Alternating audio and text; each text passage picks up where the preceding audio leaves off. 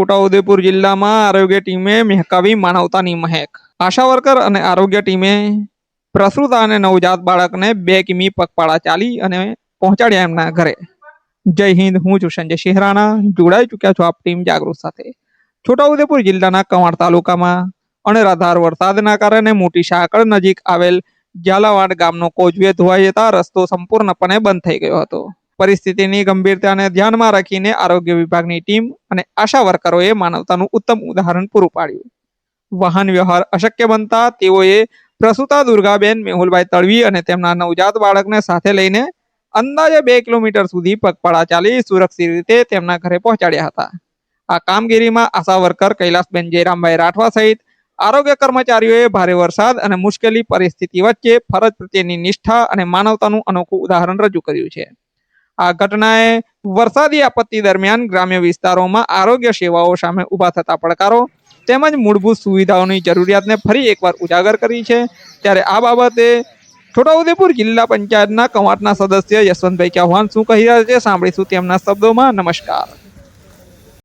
ગત રાત્રિના દિવસે આમ તો તંત્ર દ્વારા પણ એલર્ટ લોકોને કરવામાં આવ્યા હતા કે વધુ ભારે અતિ ભારે વરસાદ પડશે, પરંતુ અવારનવાર મોટી સાંકળથી ઝાલાવાડ અને ખંડીબારા જવા માટેનો આ માર્ગ દર વર્ષે આ નાળું ધોવાય છે।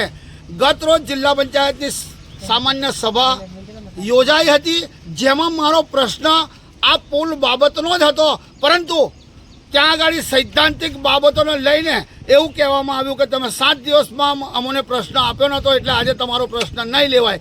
મારો ગઈકાલે આ જ પ્રશ્ન હતો કે સિંચાઈ યોજનાનું આ રસ્તો છે એ રસ્તો પુલ બને અને માર્ગ બને, જેથી ખંડીબારા અને ઝાલાવાડની પ્રજાને અવરજવરમાં સહેલાઈથી રહે, પરંતુ મારો પ્રશ્ન ગઈકાલે જિલ્લા પંચાયતની સામાન્ય સભામાં લેવામાં નથી આવ્યો। આવી ગંભીર પરિસ્થિતિઓમાં પણ આ લોકો સૈદ્ધાંતિક બાબતોને વળગી રહે છે। તેવે સમયે માણસે જોવું જોઈએ કે અમારા જ આદિવાસી ભાઈઓ આજે અહીંયા હેરાન પરેશાન થઈ રહ્યા છે। પાછળ 108 આવી રહી છે। ઝાલાવાડની પ્રસૂતાને લઈને પેલા ભાઈ અહીં આવ્યા છે આ મોટી સાંકળથી, એ પ્રસૂતાને ઉતારીને આગળ જો 108 જાય એવી નથી ખિલખિલાટ, જે અહીંયા ઉતારીને આજે પ્રસૂતા અહીંથી ચાલતી ઝાલાવાડ સુધી જનાર છે, જે તમે આ દ્રશ્યમાં જોઈ શકો છો।